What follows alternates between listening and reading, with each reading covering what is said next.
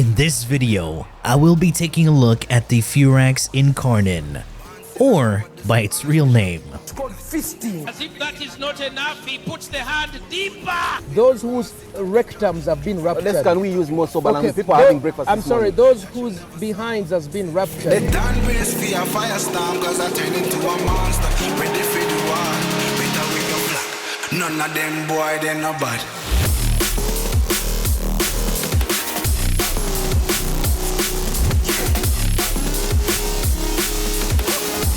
None of them boy, they no bad.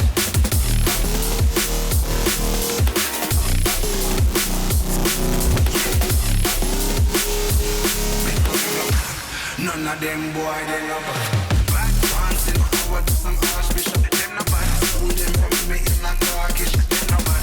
Who could take the women? What's good, folks? It's Nightmare Frame here with a new Warframe video, coming at you with a new Incarnon weapon review and build. Furax Wraith was of course the smartest option to place the adapter into. I have two builds for you that will totally dominate in the steel path. But first, let's take a look at how you activate the Incarnon and what are your benefits. You need to reach 6 times combo with this weapon and perform a heavy slam, and you go into the Incarnon form. And since I hooked this up on the Furax Wraith, this weapon always starts off with 2 times combo regardless, so it'll be easy to hit that 6 times combo for the Incarnon transformation. The Incarnon form grants you 100% more base damage, 25% sprint speed, and bullet jump increase. Here's an amazing tip for this weapon. The heavy slams have a 90% heavy attack efficiency, so slam attacks don't fully expend your combo counter. So what happens when you heavy slam? Well, you leave a patch of fire. But first,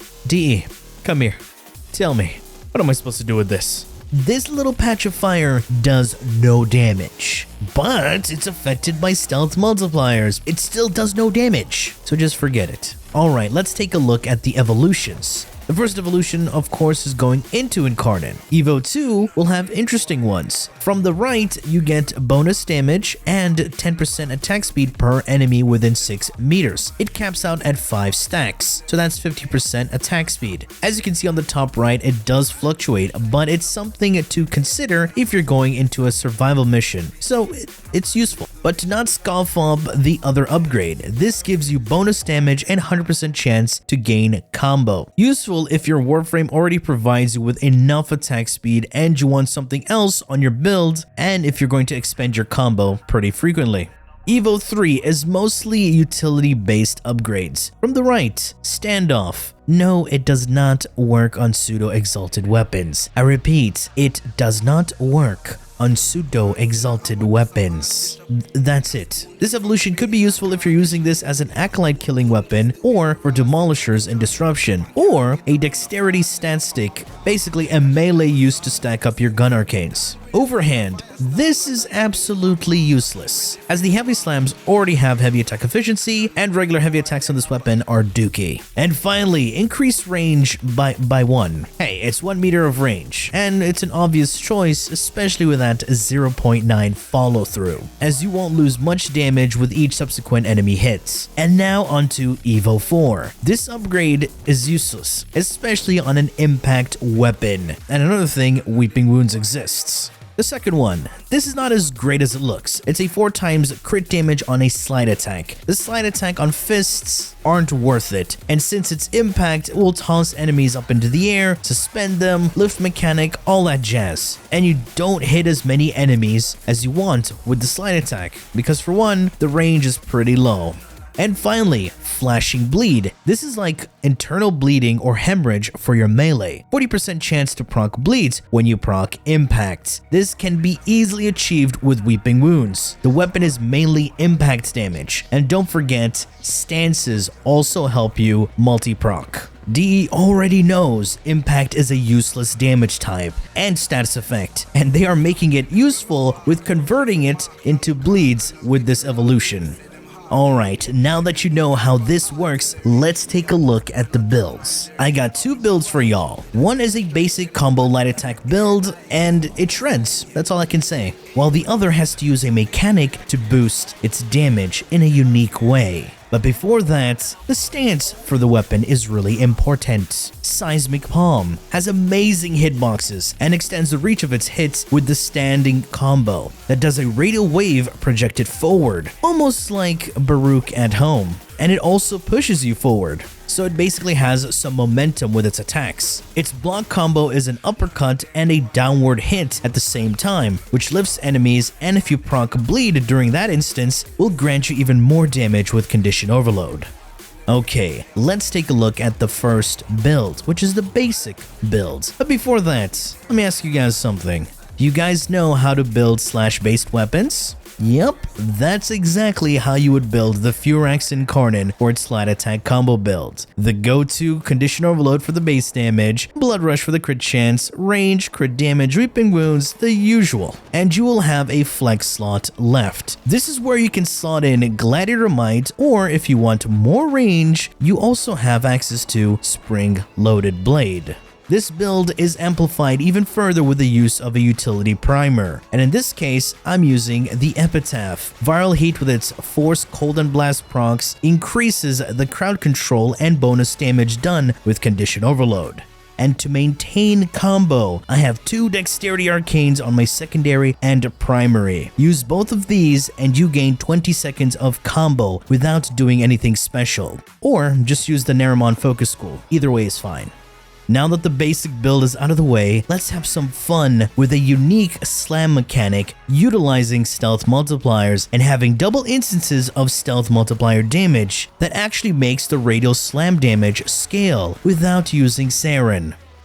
Alright, step 1. Get an invisible Warframe. In this case, I chose Loki. Now, when we melee while invisible and enemies are not aware of our presence, we gain a new multiplier called Stealth Multipliers. This is a passive multiplier achieved by not alerting enemies or by remaining undetected. This multiplier allows you to do 700% more damage with your melee. Even if you do lose stealth and enemies are alerted to you, you're still able to regain stealth multipliers by just going invisible and having enemies lose sight of you and your presence.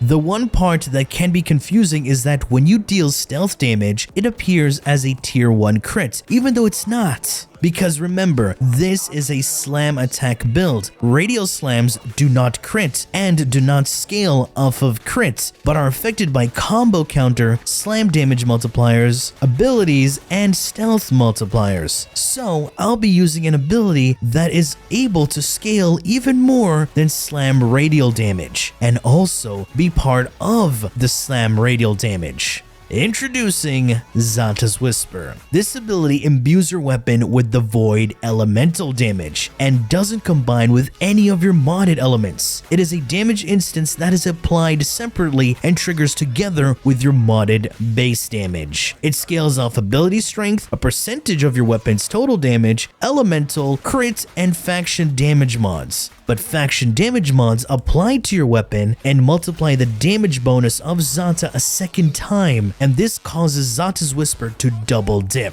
Now that you know how it works, Xata's Void damage will double dip with many multipliers because it is a separate instance of damage applied alongside your weapon's damage. And in this case, every hit that the radial slam shockwave does is applied and multiplied again with Xata's Whisper as another layer of damage, basically giving your melee multi-shot. And since Xata scales better than radial slams, the stealth multiplier is applied to Xata's Whisper for bigger damage scaling.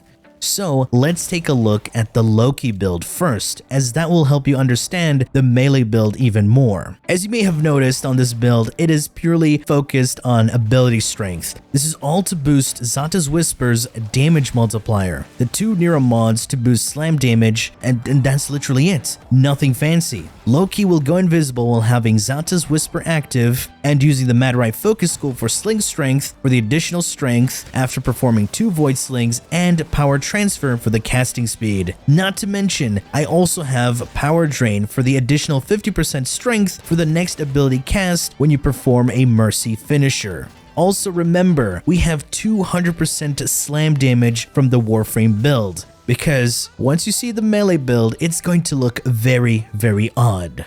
There is no base damage on this build. Attack speed and range are only used for combo buildup, because they do not affect the slam radial damage or scale with it. The 2 elemental damage mods are for Zata's Whisper, as that ability also scales with elements. The only thing that influences the radial slam damage is Seismic Wave, faction mods, and your combo counter. Everything else here is for utility, and you did see that we're able to do millions of damage with this weird looking build.